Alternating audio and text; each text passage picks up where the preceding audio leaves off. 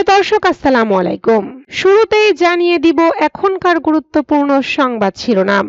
জাদুর ঝলক দেখাচ্ছে বাংলাদেশ, দুশ্চিন্তায় ভারত। ডক্টর ইউনূসকে ৫ বছর ক্ষমতায় দেখতে চান সার্জিস। প্রয়োজনে রাজপথে নামার হুঁশিয়ারি মির্জা ফখরুলের। পতনের পর পলায়ন, আর এখন গৃহযুদ্ধের পরিকল্পনা। এক পরিবারের স্বার্থে আটকে যাবে না দেশের সংস্কার, ডক্টর তাসনিম জারা। শুনছিলেন সংবাদ শিরোনাম, এবার বিস্তারিত। তবে তার আগে অনুরোধ থাকবে ভিডিওতে একটি লাইক দিন এবং কোথায় থেকে আমাদের ভিডিওটি দেখছেন কমেন্টে জানিয়ে দিন। জাদুর ঝলক দেখাচ্ছে বাংলাদেশ, দুশ্চিন্তায় ভারত। ছাত্র জনতার গণ অভ্যুত্থানে গত ৫ আগস্ট শেখ হাসিনার সরকারের পতন কঠিন চ্যালেঞ্জ বাংলাদেশের সামনে। নতুন করে দেশ গড়ার প্রত্যয় কোটি তরুণের কণ্ঠে। তবে ষড়যন্ত্রকারীরা কিন্তু বসে নেই, ষড়যন্ত্র চালিয়ে যাচ্ছে। বাংলাদেশ সহ শেখ হাসিনা সহ আওয়ামী লীগের একটি বড় অংশ আশ্রয় নিয়েছে ভারতে।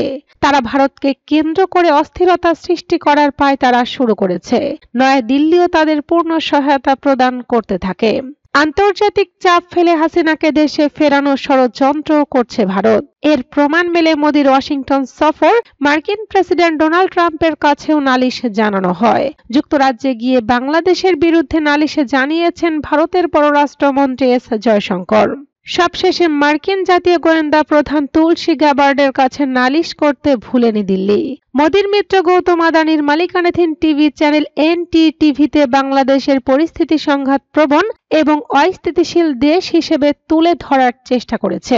কিন্তু ভারতের কোনো ষড়যন্ত্রই কাজে আসেনি, উল্টো জাদুর ঝলক দেখাচ্ছে বাংলাদেশ। অন্তর্বর্তীকালীন সরকারের প্রধান উপদেষ্টা ডক্টর মোহাম্মদ ইউনূসের দূরদর্শী কূটনীতি বাংলাদেশের অবস্থানকে অনন্য উচ্চতায় নিয়ে যাচ্ছে।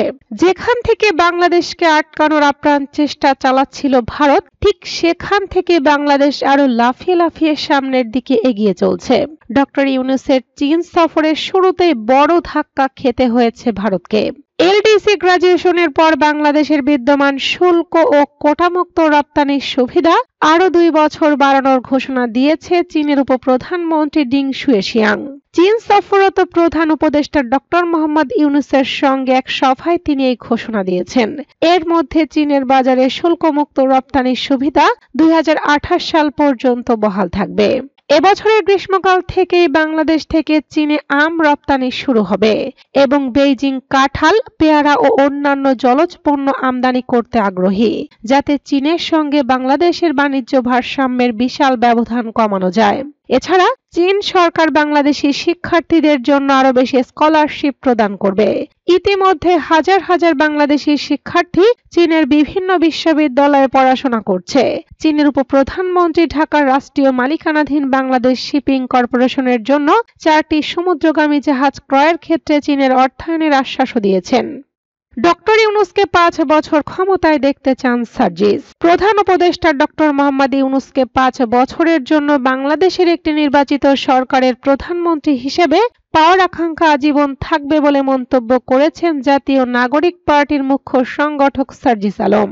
সার্জিস আলম বলেন, প্রফেসর ডক্টর মোহাম্মদ ইউনূসের মতো একজন স্টেটসম্যানকে ৫ বছরের জন্য বাংলাদেশের একটি নির্বাচিত সরকারের প্রধানমন্ত্রী হিসেবে পাওয়ার আকাঙ্ক্ষা আমার সারা জীবন থাকবে। প্রয়োজনে রাজপথে নামার হুঁশিয়ারি মির্জা ফখরুলের। বিএনপি এখন রাস্তায় নামে না, কিন্তু দল ও দেশের জনগণের স্বার্থে আঘাত এলে প্রয়োজনে বিএনপি আবার মাঠে নামবে বলে হুঁশিয়ারিও দিয়েছেন দলটির মহাসচিব মির্জা ফখরুল ইসলাম আলমগীর। মির্জা ফখরুল বলেন, দেশি বিদেশি ষড়যন্ত্র চলছে, কোনোভাবে কোনো চক্রান্ত সফল হতে দেওয়া হবে না। ফ্রান্স, লন্ডন, আমেরিকা থেকে কেউ যদি দেশের মানুষকে উত্তেজিত করার চেষ্টা করেন, তবে তা রুখে দেওয়া হবে। দেশে কোনো অস্থিতিশীল পরিবেশ মেনে নেওয়া হবে না। বিএনপি মহাসচিব বলেন, বিএনপি ভারতের পক্ষেও নয়, পাকিস্তানের পক্ষেও নয়, আমেরিকার পক্ষেও নয়, ইংল্যান্ডের পক্ষেও নয়। বিএনপি বাংলাদেশের পক্ষে। ভারতের আগ্রাসী মনোভাবের বিরুদ্ধে লড়াই করে যাচ্ছে উল্লেখ করে তিনি আরো বলেন, 17 বছর লড়াই সংগ্রাম হলো। সুখী সমৃদ্ধশালী দেশ গড়ার জন্য এই লড়াই। কিন্তু কেউ কেউ এটাকে ভুল ব্যাখ্যা দিচ্ছে, বিভাজন তৈরির চেষ্টা করছে, কিন্তু তা হতে দেওয়া যাবে না। আমরা তিস্তা নদীর পাড়ে গিয়ে প্রতিবাদ করেছি। তিনি দাবি করেন, বিএনপি সব পরিবর্তন এনেছে, সংস্কার বিএনপি করেছে। একদলীয় শাসন ব্যবস্থা বাতিল করে বহুদলীয় গণতন্ত্র প্রতিষ্ঠা করেছে। তত্ত্বাবধায়ক সরকার ব্যবস্থাও বিএনপি প্রতিষ্ঠা করেছে। পতনের পর পলায়ন, আর এখন গৃহযুদ্ধের পরিকল্পনা। ক্ষমতাচ্যুত আওয়ামী লীগের পলাতক নেতাদের বিরুদ্ধে গৃহযুদ্ধের পরিকল্পনা ও সরকার উৎখাতের ষড়যন্ত্রের অভিযোগ উঠেছে।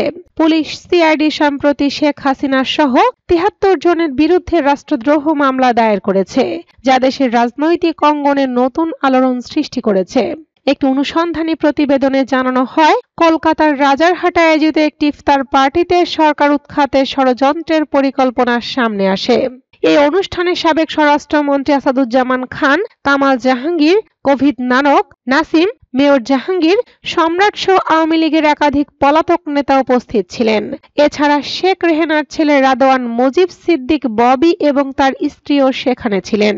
ইফতার পার্টিতে কামাল স্পষ্টভাবে অন্তর্বর্তী সরকারকে উৎখাত করার নির্দেশ দেন এবং জানান, অস্ত্র অর্থের অভাব হবে না। তিনি নেতাকর্মীদের আশ্বস্ত করে বলেন, তারা যে কোনো মূল্যে ডক্টর ইউনূস সরকারকে উৎখাত করবে। এছাড়া 19 ডিসেম্বর 2024 তারিখে জয় বাংলা ব্রিগেড নামক একটি অনলাইন প্ল্যাটফর্মে অনুষ্ঠিত এক জুম বৈঠকে গৃহযুদ্ধের ডাক দেওয়ার পরিকল্পনা হয়। সিআইডির তদন্তে উঠে আসে যে, বৈঠকে শেখ হাসিনার পুনরায় ক্ষমতায় প্রত্যাবর্তনের লক্ষ্য নিয়ে অন্তর্বর্তী সরকার উৎখাতের রূপরেখা তৈরি করা হয়। এই ষড়যন্ত্রের সাথে কানাডা, যুক্তরাজ্য, অস্ট্রেলিয়া এবং দুবাইয়ে পালিয়ে থাকা আওয়ামী ঘনিষ্ঠ নেতারা সক্রিয়ভাবে যুক্ত আছেন বলে জানা গেছে। কলকাতা, দিল্লি, আগরতলা, মেঘালয়ে নেতাদের মিটিংগুলো নির্বিঘ্নে চলছিল। গোয়েন্দা সূত্র জানায়, মধ্য রমজান থেকে এখন পর্যন্ত কমপক্ষে 5টি বৈঠক অনুষ্ঠিত হয়েছে। বিশ্বের বিভিন্ন দেশের মাটিতে এসব বৈঠক চলছে এবং এর মাধ্যমে আওয়ামী লীগের নেতারা শেখ হাসিনাকে ক্ষমতাচ্যুত করার পরিকল্পনা করছে। সিআইডি তদন্তে শেখ হাসিনাকে ষড়যন্ত্রের মাস্টার মাইন্ড হিসেবে চিহ্নিত করা হয়েছে এবং তার বিরুদ্ধে প্রধান আসামি হিসেবে মামলা দায়ের করা হয়েছে। এক পরিবারের স্বার্থে আটকে যাবে না দেশের সংস্কার, ডক্টর তাসনিম জারা। এক পরিবারের স্বার্থে দেশের সংস্কার আটকে যাবে না বলে মন্তব্য করেছেন জাতীয় নাগরিক পার্টির যোগ্য আহ্বায়ক ডক্টর তাসনিম জারা। নিজের ভেরিফাইড ফেসবুক পেজে দেওয়া এক পোস্টে মন্তব্য তিনি করেন। এক বাক্যের ওই পোস্টে তাসনিম জারা লিখেন, এক পরিবারের স্বার্থে আটকে যাবে না দেশের সংস্কার। তবে তাসনিম জারা তার পোস্টে কোন পরিবারকে ইঙ্গিত করেছেন তা জানা যায়নি। কিন্তু ওই পোস্টের কমেন্টে সমকালের একটি নিউজের লিংক ও নিউজের স্ক্রিনশট শেয়ার করেছেন তিনি। নিউজের শিরোনাম ছিল, প্রধানমন্ত্রীর ক্ষমতা কমানোর পক্ষে নয় বিএনপি। তাসনিম জারার ওই পোস্টে একজন মন্তব্য করেন, এক পরিবারের স্বার্থে দেশের সংস্কার আটকে থাকবে না, কারণ দেশের উন্নতি ও সংস্কৃতি সবার চেষ্টার ফল। আমরা একে অপরের পাশে দাঁড়িয়ে যদি দেশের সংস্কারকে এগিয়ে নিয়ে যাই, তবে আমাদের ভবিষ্যৎ হবে আরো আলোকিত এবং শক্তিশালী। দেশ আমাদের সবার, আর এর সাফল্য নির্ভর করছে আমাদের ঐক্য এবং প্রচেষ্টার উপর।